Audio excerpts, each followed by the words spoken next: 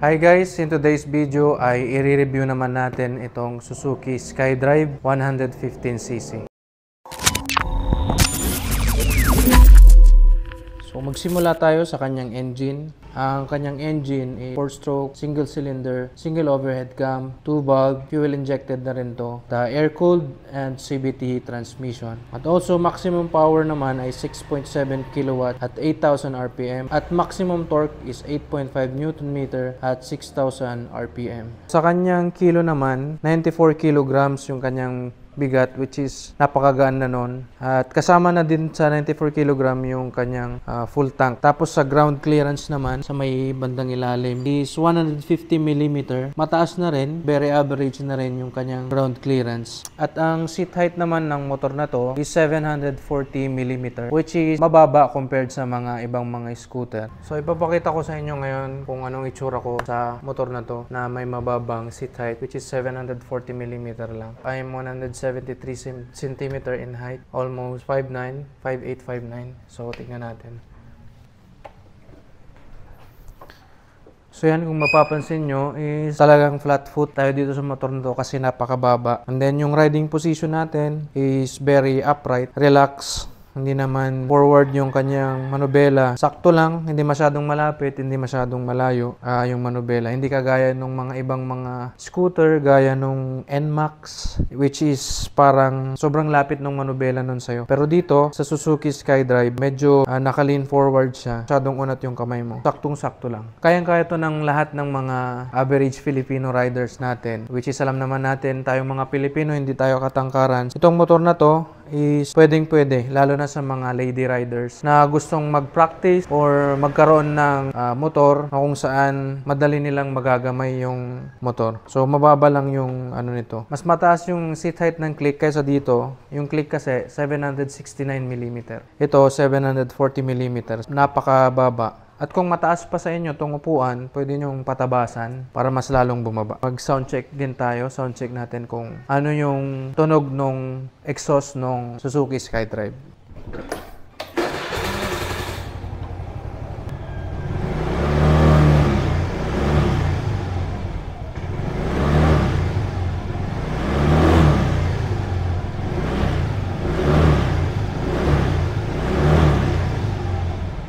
Overall, yung engine nito napakatahimik compared doon sa mga ibang 125cc na motor. Kasi nga Suzuki. So, ang ganda nung kanyang engine. Napakaganda ng engine nito. Sa kanyang fuel tank capacity naman ay meron tayong 3.6 liter. Hindi gaanong kalakihan sapagkat ganun din naman yung motor. Maliit lang din naman. Tsaka matipid siya kasi maliit lang yung kanyang displacement. 113cc lang yung kanyang engine. Kanyang suspension naman sa harap is naka-telescopic. Yung conventional na telescopic. Tapos dito sa may bandang likod naman is swing arm type yung kanyang suspension, which is single-sided lang dito lang sa kabila. So parang monoshock na rin siya. Front brake naman ng motor na to is disc brake, single caliper. Tapos, ang kanyang rear brake naman is naka-drum brake pa rin. Sa unahang gulong ay meron siyang 80/90/14 at sa likurang gulong naman is naka 90/90/14 which is tubeless type na rin sa harap at saka sa likod.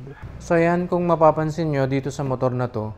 Kapag pinaandar siya, iba yung kanyang starter. Hindi siya yung linulong press para umandar. Kumbaga, isang click mo lang, tutunog siya. Meron siyang parang malakas na tunog and then aandar na yung motor. Hindi siya katulad nung mga Honda Click, mga may smart motor generator na napaka-smooth. So, wala din tong idle stop system or yung idling stop system na tinatawag. Kusang tumitigil yung motor pag nasa traffic ka and then ita-throttle mo lang ulit and then naandar na yung motor. So, tong motor na to walang ganong feature kasi yung starter niya iba eh. So, try natin ulit. I-ano mo lang yung preno, then pipindutin mo lang siya. Hindi mo na kailangan ilong press. Kabila. Ay, hindi pala nakasusi. So yun, hindi mo kailangan ilong press, pindutin mo lang, then aandar na siya. Pag sinakyan nyo tong motor na to, ganito ang itsura ng kanyang cockpit. Tapos Ayan, medyo may kalakihan din tayo. Pero sakto lang naman. Pero pag ganito yung height nyo, 5'8", 5'9", sa ganitong motor, magmumukha talaga kayong malaki, no? Kasi itong motor maliit lang talaga siya, itong motor na to. So ito yung ating footboard, unti lang yung ating space dito. Steady lang talaga na ganyan yung ano natin. So meron tayong gulay board dyan. At ang kagandahan dito ay meron na siyang hook. Pwede nyong isabit dito yung mga pinamalengke ninyo. And then meron din siyang dalawang bulsa dito na magkapareho yung lalim. Try natin yung ating cellphone na hindi iPhone. Android lang tayo guys. Sined naka-iPhone siya. So dito, ayan. Asya naman yung cellphone. Dalawang cellphone kasi dito pero nakalabas. Wala siyang takip. So pag maglalagay kayo dyan ng mga gamit, isang dukot lang dyan, mawala na yung gamit ninyo. So wala siyang takip. Sana man lang kahit meron siyang kahit bulsa lang na aftermarket na mabibili, malalagay mo parang ano rin niya, protection niya.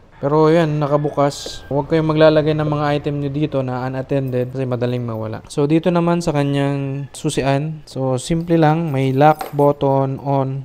Very conventional, meron din siyang lock ng kanyang key. So ito yung kanyang susi guys, napakalaki ng susi niya. So dito naman tayo sa kanya panel gauge. Yung panel gauge niya is analog pa din. Nandyan yung kanyang fuel gauge and then yung kanya speedometer. Kanyang odometer din sa may bandang gitna, which is napakadami na rin ng tinakbo ng motor na to kasi napakatagal na rin itong motor na to. So kung mapapansin nyo, hindi na siya stock. Marami ng mga naiba. Hindi naman marami. Yung mga gulong napalitan na, naglagay na rin dyan sa harapan ng MDL. Tapos meron na ring phone holder dito. Tapos nandito rin yung switch ng MDL niya. Basic na basic yung kanyang panel gauge. So meron din dyang Suzuki na branding. Pag ginopen natin, lalabas dyan yung engine check. Tapos yung high and then yung turning signal. So yun lang yung makikita natin. Very classic yung kanyang panel gauge. Dito naman tayo sa right side. So nandito yung kanyang on off ng ilaw. Ayan, meron lang siyang unting ilaw dito na lalabas. Ayan, on.